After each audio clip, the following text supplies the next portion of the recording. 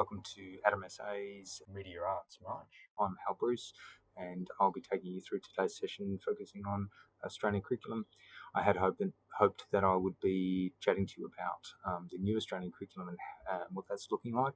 I will a little bit, but the final approval is really not happening until April, won't come out until April, so I'm going to be talking to you about the existing Australian curriculum, but I've done that in an interesting way. I've looked at a task that I do with my Year 7s, which is creating animations using Character Animator, the Adobe product, and so after I go through the structure of the Australian curriculum, I'll go through that task, and then I'll map it against the Australian curriculum, so you can see how it all ties together. Finally, I'll take a few moments just to go through the what we should expect as teachers from the new Australian curriculum, the 9.0, which is due to come out, as I said, in April. So let's get stuck into it. Here's what I think you should expect to get out of today's session.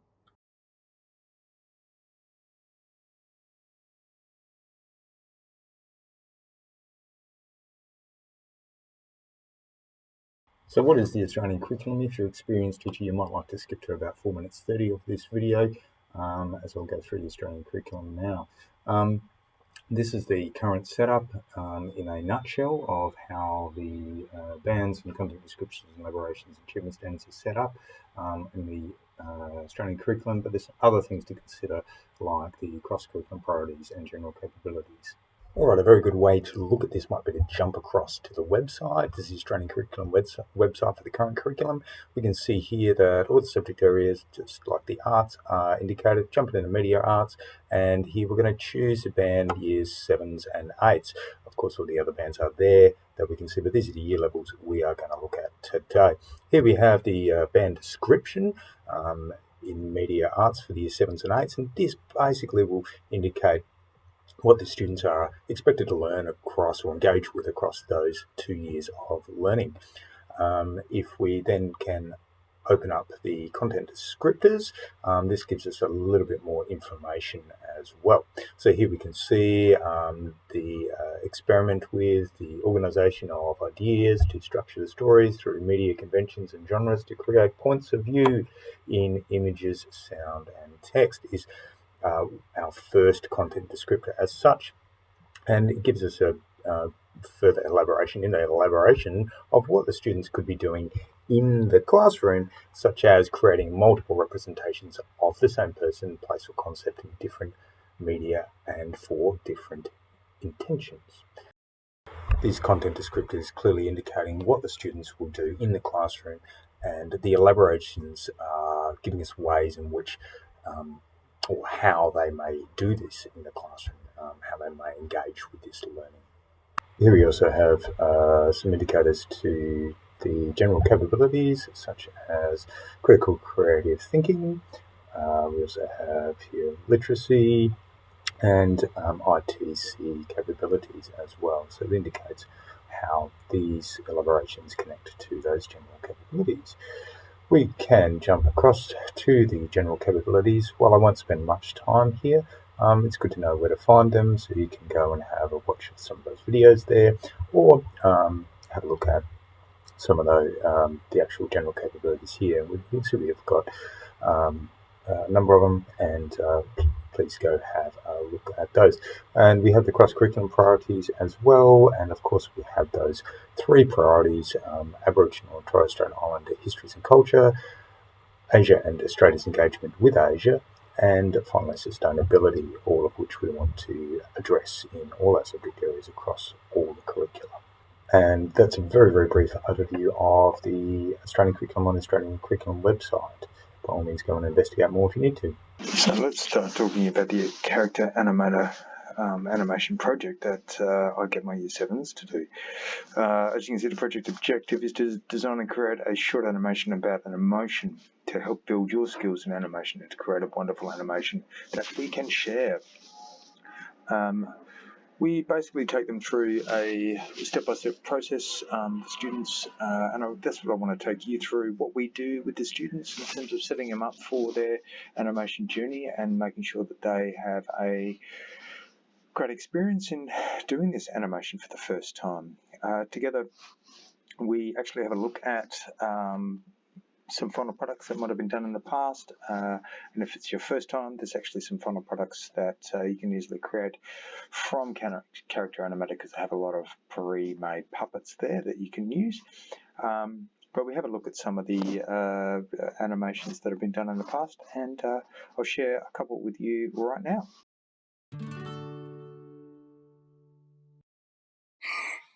Hello, I am Yumi, and I'm extremely shocked because today my friend came over to my house and we were eating dessert when my friend spilled strawberry milkshake all over my newly bought shirt. I know that I just need to take deep breaths and remember that it is okay. I can just clean my dirty shirt and change into a new one. Hello, I am Mima. Today my little pumpkin pie Coco and I baked some groovy cookies, and we were planning to share them with the family coming later for dinner tonight. But now I am just angry, because we made them so tasty that my little whippersnapper, Coco, ate all of the cookies.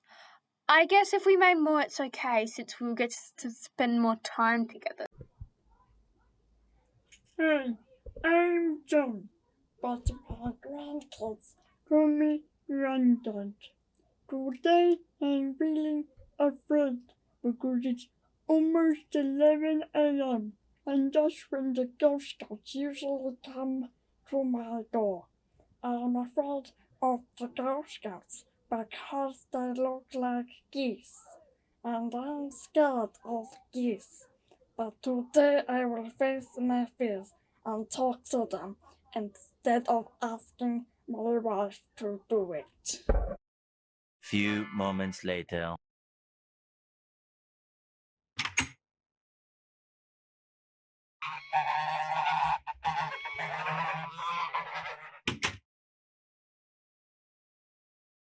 I hope you enjoy that.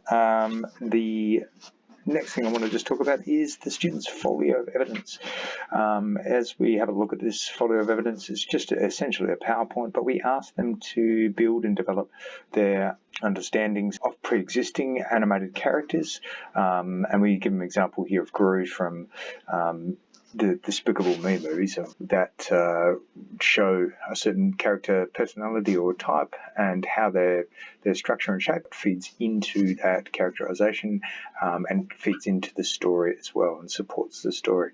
So they do an analysis of some of their favourite animated characters and how the designs have influenced how that character is read by the audience and their understanding of the character. The 12 principles of animation are a fantastic way to introduce animation to students because they really do lay that foundational work for students. Particular, we look at appeal. This notion that a character has a certain appeal and how that appeal is created. So we get these students to build an understanding of pre-existing works, and we get students to analyse them and gain an understanding of how their creative choices have an impact on the audience. We then introduce them to the fact that their character that they're going to design and that they're going to then animate are based on an emotion. Next, we get them to actually write a script based upon, and you can see here there's we give them a few guidelines that they should do in their script. They should introduce their character, they should give examples of the way they feel and why they feel that way. And if you have a negative emotion, then how they're going to work through that emotion to a positive outcome. And we give them a few examples as well. The idea here is obviously the language needs to be appropriate for the age of the character, the emotion of the character. So there's a little bit of drafting here that goes on, but a little bit of thinking and discussion about what language is appropriate. They then write a character brief, and if we jump across to the character brief, you can see here that this is actually designed because we work with the art students actually, and the art students, the Year 7 art students actually draw the character for them in Illustrator so that they can then go ahead and Animator in Character Animator. Now, you could definitely do it that way if your art department at your school is willing to work in that capacity, and it's a really fantastic way to work because all of a sudden you have this real life client and illustrator kind of set up, and sometime later, usually about half a term, the illustrations come back from the artists, and the students in media can actually can start to animate them as well, and we get them through. Take them through those next steps. So we start to introduce them and teach them Character Animator, and we take them through the stages in Character Animator, which is very much about uploading the puppet, which is what the character from Illustrator becomes, a puppet within Character Animator, and we take them through some very basics. And here you can see there's some really basics tutorials that we get them to do, and you're welcome to do this as well. We'll jump across to Character Animator and have a little bit of a look. First off, we're going to import our project, our Illustrator project, which is called Chloe, which is a puppet that has been drawn by one of the students. Here that's imported is the AI, and this is what I popped up before in the video. You can see here that Chloe has popped up into this system, and we can jump across to the project, and here Chloe is the actual puppet here as well. It's still loading. There we go. That is Chloe. What an amazing drawing. What's really, really important is when you are building the character in in Illustrator, or if you work from Photoshop, because it can come from either, that it's important that you really do label things correctly. And this is one of the biggest things that we found that the students might have struggled with, the layering and labeling. But essentially, I'm just going to show you some quick little things here. Once everything is labeled correctly, and there are some great great tutorials out there. OK Samurai is a really good one that you can go and have a look at. He's really brilliant at his animation and tutorial explanations of how to use Character Animator, so jump across to see him by all means. But if we want to just quickly go through the basics of how this works, we can firstly, if you see this little crown symbol here, they are all movable parts. So you can see the right eyebrow, the left eyebrow are going to move independently. In the body, we might want to have a look at the moment. Nothing is independently moving, but we'll just give you a demonstration with how to make that right arm independently move. So let's click on the little crown symbol, and all of a sudden that pops up as an independent thing. You can see here that there's an anchor point. So this is basically where the point of origin for the movement for your arm. And we're just going to correlate that across to, here we are, its right shoulder has been labelled as that. When I've clicked on that at the same time, we can add in more handle tools. So we want there to be a point where the elbow bends, so we're going to insert a handle tool there, and we want to be able to grab a hand as well, so we want a handle there. Now we didn't label those, so we should go back and label those. So we're just going to go back and label them. Just click on them, and the easy way to label them is to click on the corresponding toggle on this on the image of the human there. Now they're great, but we need they're joints, but we actually need some bones to go in there. So you can use this stick tool, which basically will create your bones to go in between. So we just line those up and pop those in between, and what that means is that the joints are movable parts, and the rest are going to stay straight, or relatively straight. Finally, we need to actually make it so we can move this manually. So we've clicked on the right wrist or the right hand here, down here, and we want to make this, we want to give it some information. We want to make it draggable so that we can actually drag and move it. Okay, so what I'll do is I'll jump now across just to give you a bit of an understanding of how that might work. So we'll go from the rigging. So this is essentially what we're doing right now, is rigging the puppet in Character Animator. This is just an intro. I'm not going to go into major details, but maybe spark a little bit of interest for you. And we're going to jump across to the record screen. You can see that I've popped up in the corner here that the camera will pick up facial expressions, and you can actually also set it up to do body. So I'm going to drag Chloe, select Chloe, and just drag Chloe into the scene so that Chloe now appears. And as you can see, because the mouth has already been set up in the eyebrows and the eyes as moving independently, they are actually copying me. So the camera is actually copying what I do. So this is a really simple way, because it's quite complex to try and animate facial expressions. So it is a little bit easier if the students actually can do it this way. So we want to make it, now let's just have a look at the hand. Okay, so the arm that we've just rigged, you can see, because I made it draggable from the point of the hand, it can now move just like that. And we can do that with all the body parts, so to speak. You can see if I go to the right, no, right hand doesn't move. Sorry, left hand doesn't move off the puppet. Our right, it is only the right arm that is moving. So I can go back and we can rig the right arm, so the left arm as well. But where I'm not going to do that right now, I might do that. And instead I'm just going to fix the feet. So I'm going to grab a handle and click on the left foot. I'm just going to compress to the right and scroll down and make that handle fixed. Click on the right leg, remembering that things are a little bit opposite because we're looking into a mirror, and we're just going to fix that leg as well. And what happens if we do that, I just might move that one up a bit so they're even. What that will do is when we go back to the record screen, you'll see that the puppet itself has fixed in place in a moment. There we go. So preparing, there we go. See, now the puppet isn't floating as much, and I can move a little bit and the feet stay fixed in position, and we can still move that right arm. It does get a bit confusing sometimes. So that is a really, really brief show and tell of Character Animator.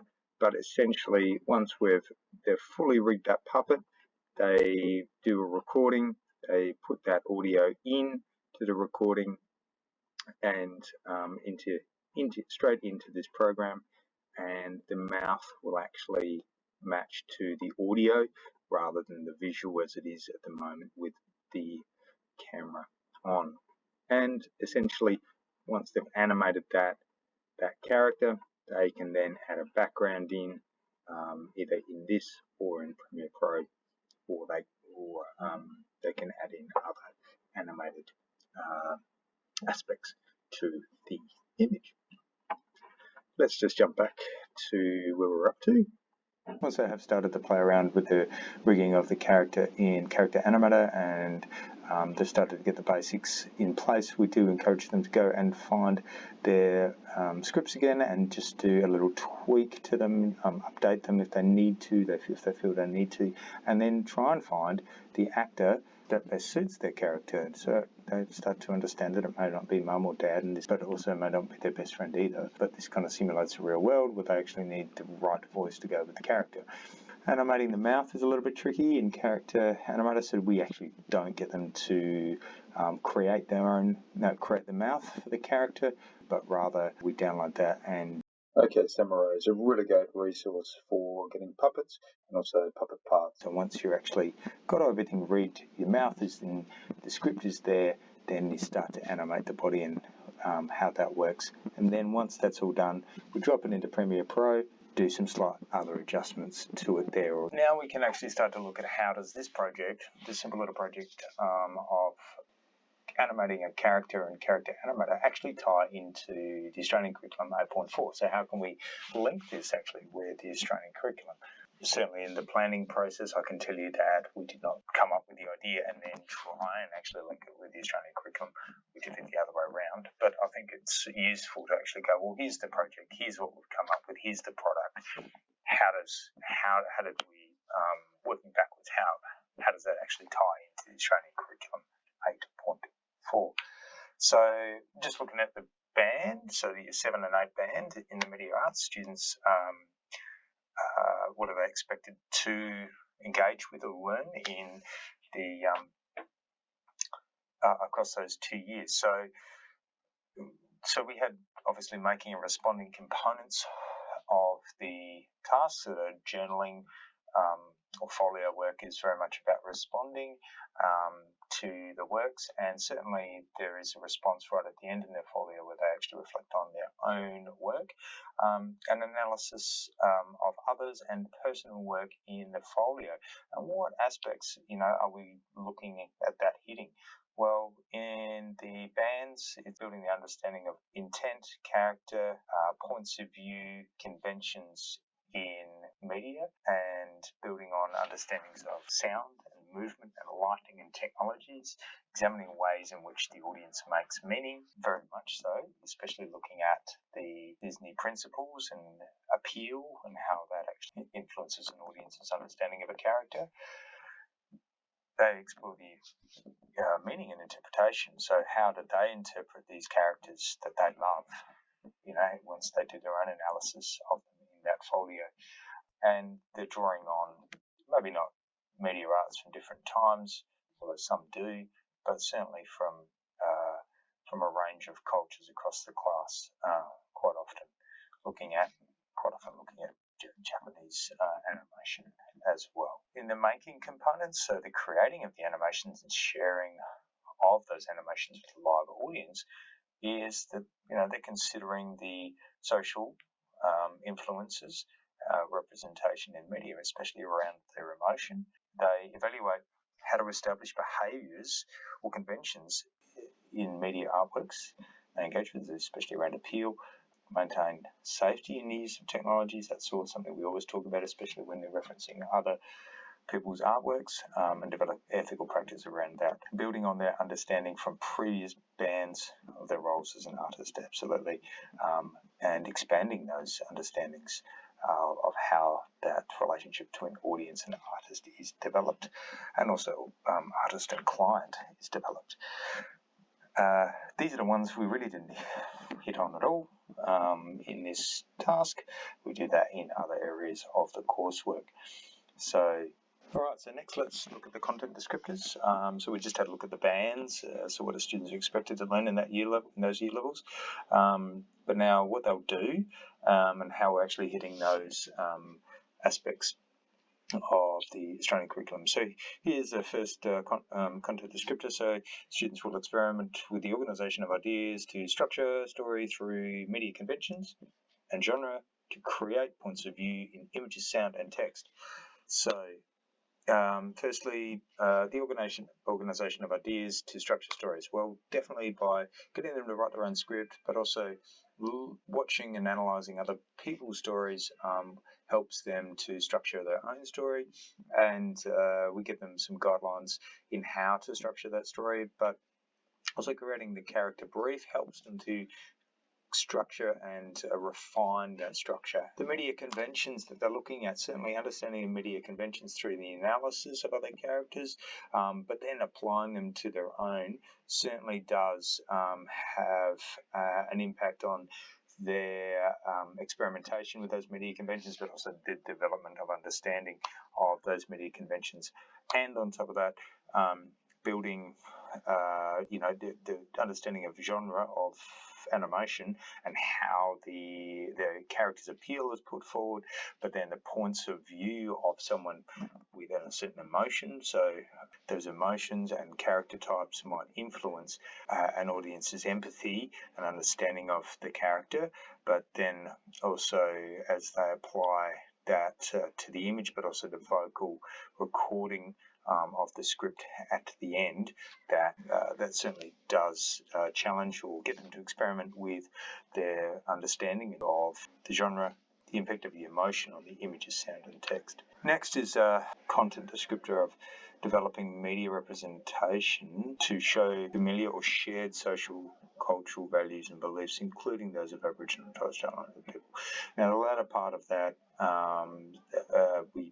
this task does not touch on, but certainly the media representation to show familiar or shared social and cultural values and beliefs is shown. And if we have a look at the grandpa video, we can see that the grandpa is based upon perhaps some social and cultural norms in terms of environment and perhaps look, but also the representation of even girl guides as well, all used and exaggerated to help create the humour within this piece. On top of that, the students, by looking at the emotion of fear in this piece, have really dived into the social and cultural beliefs and values of how we react when we are afraid, how we can overcome that as well. Next, we have the development and refinement of media production skills-based content descriptor, where it's all about the technical and symbolic elements put together and done for a purpose and for a meaning. Have we done that? Well, I think so. Not only is there learning of a whole new technical program, Character Animator, but also they are developing fundamental skills such as layering, recording, editing, exporting, keyframing, which are all vital to all animations and many digital programs as well. So skills-wise, this is really ticking the box of this content descriptor as well. That being said, there's probably actually a lot more skills that they are learning in this process than I've just mentioned there. Plan, structure and design media artworks that engage audiences. Wow, the simple fact that they get to share these animations is a really, really important part of the process. So although at first they get to try to determine what their audience would like, would appreciate, they look at what makes a character appealing and try to test that a little bit even as they go through with themselves and with their peers, etc. But they also get to showcase it right at the end to their peers, but then again in a film festival that we put on, that a adult audience gets to view these as well, so the community gets to view these. And I cannot stress enough, as a media maker, it is so valuable, so important for students to be able to showcase their work to a broader audience. It is where they learn the most about the impact of media on an audience. Next, we have analysed how technical and symbolic elements are used in media. Well, the early analysis of others' works certainly does hit to this one, and that's really where this content descriptor is taken care of. But we also have a study of those Disney principles of animation, which really has a look at representation of story genre values and points of view. And then finally, these are the ones, well, we just did not hit on, because you don't have to do all of them in every topic, because sometimes you just can't. So this one here, the focus on media and representation of particular Aboriginal and Torres Strait Islander media artworks, we did not get to look at this one. And some things were covered here. I don't think we hit on this in any sort of meaningful, deep way. So that's the planning. They're doing the learning that they're meant to be doing in these year levels. And that's the mapping against the Australian curriculum. Then it comes to the end of it, and it's like, how are we going to assess this? How does this match through to the achievement standards? So just a reminder of achievement standards. I'll let you just have a quick read through these.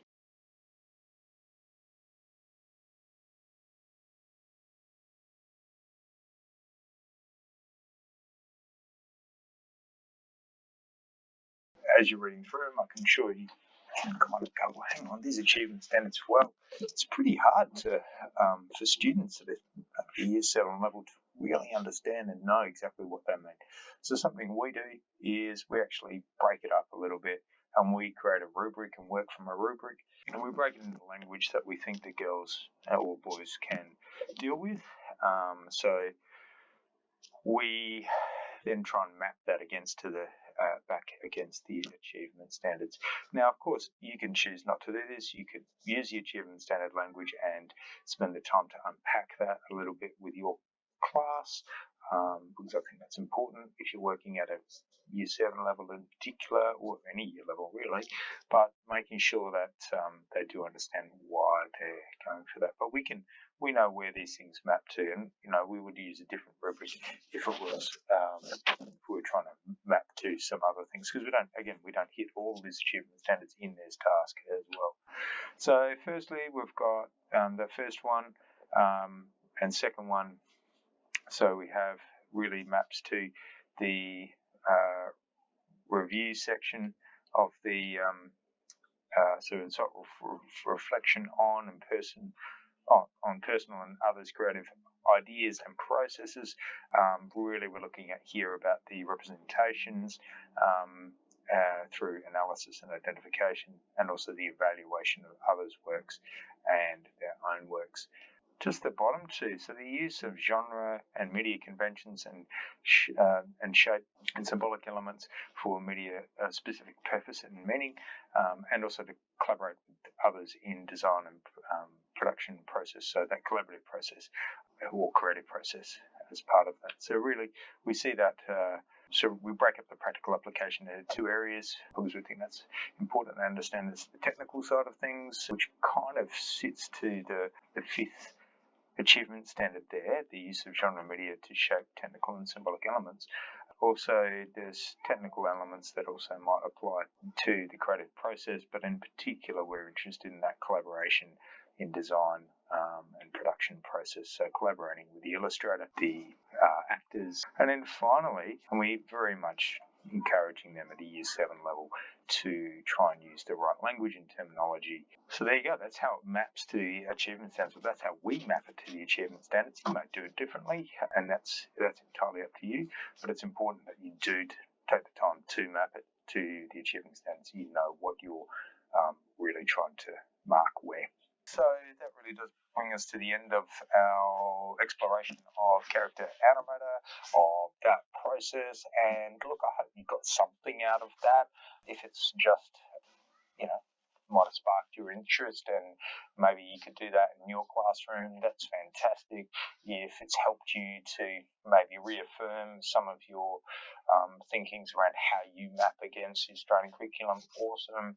If it's really just shown you, well, that's the first time you've seen it kind of mapped against the Australian curriculum like that, then great. Hopefully that is helpful for you so that empowers you to map your own work against the Australian curriculum and you feel confident with that. But Adam SA is always here to help, so by all means get in touch if you have any questions. Next up, as I promised, I would have a bit of a crack at going through version 9.0 of the Australian curriculum and what you might expect to see. So there have been some consultation processes done, and maybe you have engaged with those and you already know all these proposed changes, in which case you can sign off now.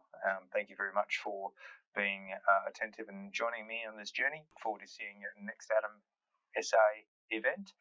But if you're sticking around, then version 9.0, well, what's going on? What's different? What are the big changes? There's been a lot of review. There's been some big changes around the language, or the process has been very much about trying to declutter it a little bit. And there's, if you jump online to the Australian Curriculum Review website, there's actually information there that you can pull from. Look, the big thing that I've picked up, I suppose, is the introduction of strands. So there's bands, what the students expected to learn, and then the rest of it's kind of broken up into strands. So there's 4 strands in which content descriptors fit, exploring and connecting, developing skills, practice and ideas, creating and sharing and communicating. Content descriptors are very much still about what they do, but they also change a little bit to feed into those 4 strands, and the elaboration support as well. There's some new work samples to support that as well. Here's another way of looking at it.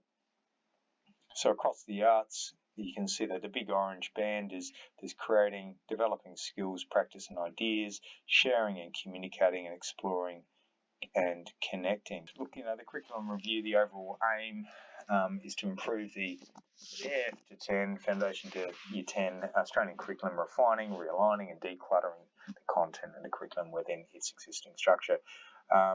There's a couple of websites there you can go to, which is Talking the Australian Curriculum Review, the Arts, and What Has Changed and Why, which is a bit more of a comprehensive document that I'll just pop up now. So if we do have a quick look at this, what has changed and why in the Australian curriculum, the rationale behind, so you can jump online this document, but also try and link it to this presentation as well. Another introduction of those strands, and band level descriptors have been refined, so some of those have changed. Achievement standards have been revised to improve their quality and alignment to the content descriptors, and the content descriptors have been revised to align with the revised strand structure, and some clarity and consistency given across that as well. Well, that's all from me. I really hope you got something out of that. Maybe it inspired you to go and check out Character Animator and use that with your students, or maybe it's made you a little bit more confident about how you are using the Australian curriculum and mapping it against your work, or seeing how you can map it against your work. If you've got any questions, love to hear from you. Adam SA is always there to help, so please reach out, ask us questions, get in touch, Facebook, whatever. Love to hear from you. Otherwise, enjoy Arts March, and we'll see you next time. Thanks.